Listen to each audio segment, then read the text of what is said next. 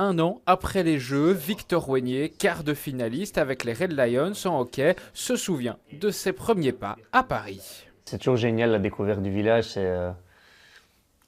Tokyo et Paris étaient fort différents. Il y avait le Covid à Tokyo, à Paris il n'y en avait pas, donc c'était vraiment une ambiance complètement différente, un peu plus joviale, un peu plus.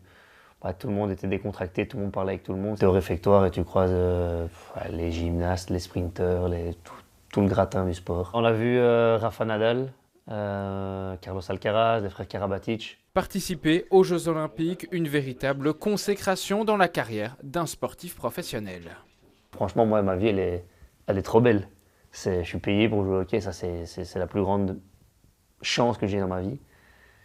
Mais d'un autre côté, ça te prend tellement de temps. J'ai raté les 30 ans de plein de meilleurs copains, j'ai raté des mariages, et tout le monde est dans la même situation. Mais tu acceptes de faire ces efforts en disant, il y aura une médaille derrière. Et puis quand le jour, tu as une désillusion, tu te dis, ouah. Tout ne se passera pas comme prévu à Paris. En quart de finale, tout s'effondre contre l'Espagne pour les Red Lions. Un an plus tard, l'émotion reste présente. C'est horrible.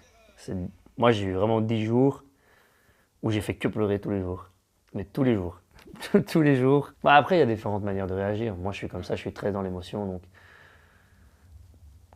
mes hauts sont très hauts et mes bas sont très bas. Et là, c'était vraiment très, très, très bas. Des déceptions et des satisfactions. Olaf Spal était lui chef de mission pour le Team Belgium. Il accompagnait les 400 personnes de la délégation belge. Il garde de grands souvenirs de cette Olympiade.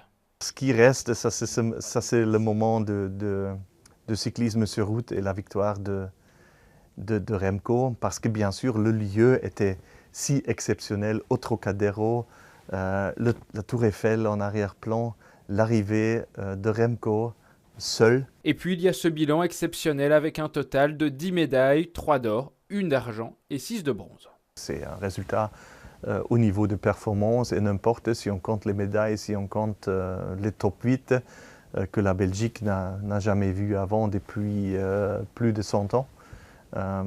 Alors ça c'est quelque chose qui reste et qui va durer très longtemps. Des Jeux Olympiques historiques au Team Belgium, on espère pouvoir ramener autant de médailles, voire même plus, lors des prochains Jeux de Los Angeles dans 3 ans.